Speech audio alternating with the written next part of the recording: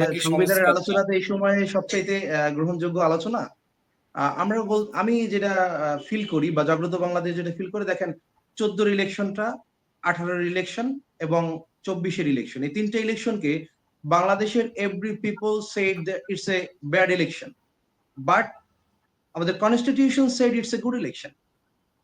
সাংবিধানিকভাবে election গুলো বৈধ, কিন্তু বাংলাদেশের প্রত্যেকটা মানুষ বলছে এই ইলেকশন গুলো হচ্ছে একটা খারাপ ইলেকশন এবং এটা কোনো ইলেকশনের মধ্যে পড়ে না।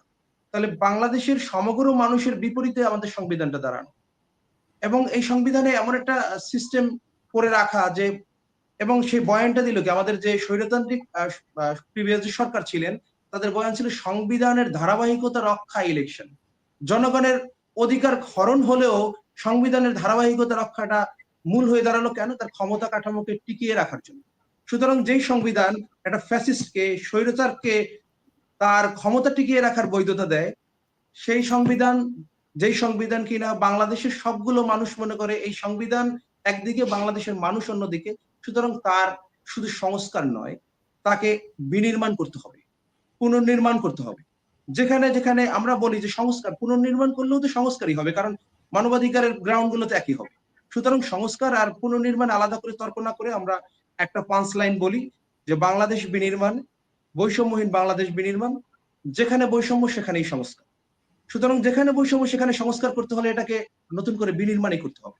যখন প্রধানমন্ত্রীর এখতিয়ার হয় নিতান্ত কে মন্ত্রী হবেন এবং কাকে মন্ত্রী রাখা হবে কিনা বাদ দেওয়া হবে, তখন কি হয়, একটা দল যখন ক্ষমতায় আসে তার একদম দলের ভাইটাল 30 থেকে 40 জন লোক মন্ত্রী হয় আমরা জানি। তাহলে 30 জন 40 জন লোক, তার সেকেন্ড কোন অপশনই নেই প্রধানমন্ত্রীর কাছ থেকে অন্য কোথাও যাওয়ার। তার মানে কি, প্রধানমন্ত্রীকে পূজা দিতে হবে, তাকে খুশি করাই হচ্ছে তার রাজনীতি। বাংলাদেশের জনগণ এখানে ম্যাটার না, ম্যাটার হচ্ছে প্রধানমন্ত্রী খুশি হলে আমি মন্ত্রী থাকবো, না হলে আমার মন্ত্রিত্ব শেষ। চার দোকানের একটা সেলের যে জায়গা কথা বলার, সেই জায়গাটাও একটা মিনিস্টারের নাই, তার কোথাও আত্মপক্ষ সমর্থন চাওয়ার সুযোগও নাই। তো এইরকম একটা অরক্ষিত জায়গা ক্রিয়েট করে রেখেছে কি এই সংবিধান। সুতরাং এরকম একটা অরক্ষিত সংবিধান, এরকম একটা সংবিধান যে কিনা বাংলাদেশের সমগ্র মানুষের বিপরীতে দাঁড়িয়ে, সুতরাং এরকম সংবিধানকে আমরা সংস্কারের নামে, বিনির্মাণের নামে, পুনর্নির্মাণের নামে আলাদা করে আলোচনা করে বিতর্ক তৈরি না করে বলতে চাই সরাসরি যেখানে বৈষম্য সেখানেই সংস্কার করতে হবে, এবং সেটা করতে হলে অবশ্যই তাকে পুনর্নির্মাণ বা বিনির্মাণ করতে হবে।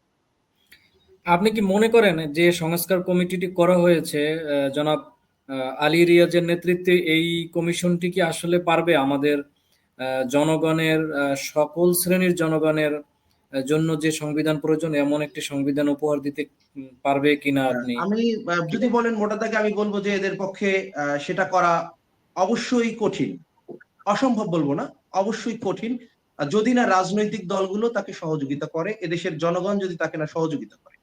এখন রাজনৈতিক দলগুলো কিভাবে সহযোগিতা করতে পারে, কিভাবে হইলে এই দেশের মানুষের রাজনীতিটা নতুন করে দেখার সুযোগ তৈরি হতে পারে, সেটা নিয়ে আমাদের জাগ্রত বাংলাদেশের সুনির্দিষ্ট প্রোগ্রাম আমরা বলি।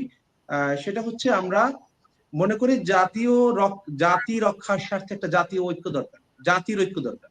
এবং আমরা যদি আরো গ্রাউন্ডে যে আলোচনাটা করি, আমরা দেখব 1971 সালে বাংলাদেশ যখন স্বাধীন হয়, সেই বাংলাদেশে প্রত্যেকটা মানুষ স্বপ্ন দেখেছিল সেই ব্রিটিশদের থেকে মুক্ত, পাকিস্তান থেকে মুক্ত, বিশেষ করে উপনিবেশ মুক্ত একটা স্বাধীন বাংলাদেশ, যে কিনা তার সবগুলো ভাবনার আলোকে, নিজের আলোকে, নিজের ভাবনায় সময় উপযোগী করে দেশটাকে গড়বে। কিন্তু আমরা দেখলাম সেই পাকিস্তানের যিনি ওসি ছিলেন, বাংলাদেশে এসে তিনিই ওসি হলেন, পাকিস্তানের ডিসি ছিলেন, বাংলাদেশে এসে তিনি ডিসি হলেন। তখন হলো কি যে পরাজিত শক্তিকে আবার পুনরুত্থাপন করার মধ্য দিয়ে বিজয়ী শক্তি তারা অপরাজিত হলো। এর ফলে কি হলো, বাংলাদেশের যে একটা নতুন দেশ হওয়ার সম্ভাবনা ছিল, বাংলাদেশটা এগিয়ে যাওয়ার কথা ছিল, সেটা না যে বরঞ্চ পিছিয়ে গেল।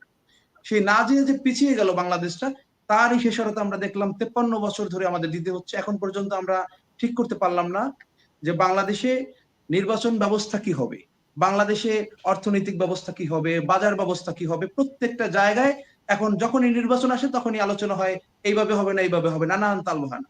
কিন্তু এটা কথা ছিল 71-এ যদি মুজিবের নেতৃত্বে তখন একটা জাতীয় সরকারের মতো করা হতো এবং বাংলাদেশের সবগুলোকে ঢেলে সাজানো হতো, আজকে বাংলাদেশে এই সংকটগুলো থাকতো না। সেটা করা হয়নি বা করতে পারা যায়নি, তারই খেসারত আমরা দিচ্ছি। সেইভাবে আমরা বলতেছি এই 1971-এর পরে 90-তে একটু হালকা সম্ভাবনা জেগে উঠেছিল স্বৈরাচার এরশাদের পতনের পরে, কিন্তু এই 24-এ একদম বাংলাদেশের প্রত্যেকটা মানুষ আবার চায় নতুন করে নতুন বন্দোবস্ত, নতুন রাজনৈতিক বন্দোবস্ত চায়। সেখানে আমরা বলছি যে নতুন বন্দোবস্ত কি করে হতে পারে, বলছে যে বাংলাদেশের জাতির স্বার্থে বাংলাদেশের প্রত্যেকটা মানুষের জাতীয় ঐক্য দরকার, এবং জাতীয় ঐক্যের প্যাটার্নে আমরা অলরেডি জাতীয় ঐক্য নিয়ে কাজ করতেছি। জাতীয় ঐক্যের কাজে বলতে আমরা বলতেছি যে এখানে মূল হেডলাইনটা থাকবে এরকম, যেখানে বৈষম্য সেখানেই সংস্কার। সুতরাং যেখানে বৈষম্য সেখানেই সংস্কার, এই আলাপে যারা যারা একমত তারা মিলে একটা জাতীয় ঐক্য দরকার এই বৈষম্যহীন বাংলাদেশ বিনির্মাণের স্বার্থে। এবং এই জাতীয় ঐক্যে সেখানে সকল শ্রেণী পেশা থেকে শুরু করে প্রত্যেকের জন্য আহ আহ অংশগ্রহণটা আমরা ওপেন রাখবো। এবং সেখানে বলতে চাই আমরা অলরেডি 150+ সংগঠনের সাথে মত বিনিময় করেছি, তারা একমত হয়েছে জাতীয় ঐক্য দরকার। আর বিভিন্ন রাজনৈতিক দলের সাথে মত বিনিময় করেছি, আর সামনের জি, দিনগুলোতে রাজনৈতিক দলগুলোর সাথে মত জনাব বিনিময় চলবে।